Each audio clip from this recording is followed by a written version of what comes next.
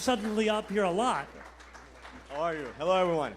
Ilan, where are you from? So I'm originally from Israel. My parents are from the Soviet Union. I was the first generation in my family to be born in Israel, and now I'm living the American dream. Excited to be here in Minnesota. How many of you have been to CPAC before, our big national CPAC event?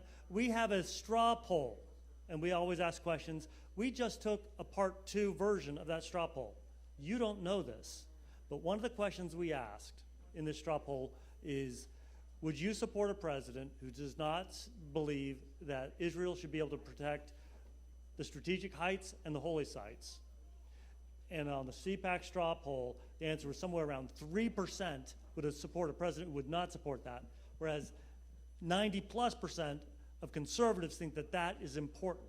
Why is it important to stand with Israel? Well, standing with Israel, it's not even a conservative or a liberal value. It's an American value to stand with Israel. Israel, it's America's, thank you. Israel, it's America's #1 ally in the Middle East. And I'm old enough to remember back in September 11th of 2001, when the World Trade Centers went down, when the neighboring countries across Israel were burning American flags and celebrating with candies, Israelis were the first people to stand up with America in that region. So supporting Israel, it's an important American value. Now, we do CPACs all over the world, Australia and Japan and Brazil. 3 years ago, we did a mini CPAC in Israel. I was shocked to learn this, that the Palestinian Authority and others. And when you go to those college campuses, you see that there are people and students and professors and faculty that claim that Jews are not indigenous to the land of Israel, which is a complete nonsense. The Jewish people are coming from the land of Israel, from Judea and Samaria. That's where our language, our culture, and our traditions were established at. And Jerusalem, it's our capital city. That's why we're very thankful to President Donald Trump that moved the American embassy from Tel Aviv to Jerusalem, where it's supposed to be. I am not kidding you. When these sites are excavated and coins with the image of King David are found, the Palestinian Authority literally claims that people went there in the middle of the night and buried them and then dug them back up. Is this the first time any of you are hearing this? That this is the story? I mean, it's really amazing.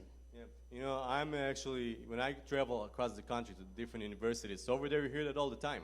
But this is why we are here, to share the truth. We are here to share the history and support our Jewish brothers and sisters and Israelis like me. Because a lot of times it seems like everything is so far apart. Israel is 6,000 miles away. But every decision that is being made here, your support here in Minnesota, impact the daily life of millions of Israelis on the ground.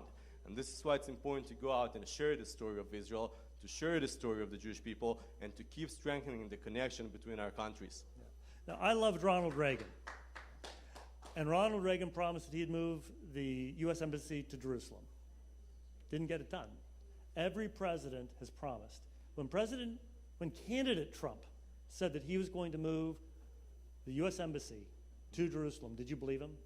You know, it was hard for me to believe anything that politicians were saying in the administration and the State Department in the recent years. But President Trump, he didn't only move the embassy to Jerusalem. He recognized Israel's sovereignty over the Golan Heights. He withdrew out of the worst deal that the United States have ever signed with Iran, the #1 support of terror in the world. So President Trump did more for the Middle East and for the people that live there than any other administration in the history of this country. Now, one last thing. President Trump is pro-Israel, but that does not mean he's anti-other Middle East countries. So we both had the pleasure of being at the White House at the signing ceremony of 2 peace treaties between Israel and other Middle Eastern countries. Mm-hmm. Last question. What does that mean for peace in the world? I'm 27 years old, and I've never witnessed in my lifetime when Israel signed an agreement with other Arab countries that shows that Jews and Muslims can live in the Middle East side by side without fighting and coexist. And when I went to the White House about a month ago in September of this year and I saw the agreement signing, I could not believe to what I see, because for me it was history in the making. We are standing in days that we're going to see a better Middle East, when Israel is going to start working with Bahrain, with the United Arab Emirates, and only today Sudan announced that they're on their way to create a normalization agreements with the State of Israel as well. So I'm thankful that I have the opportunity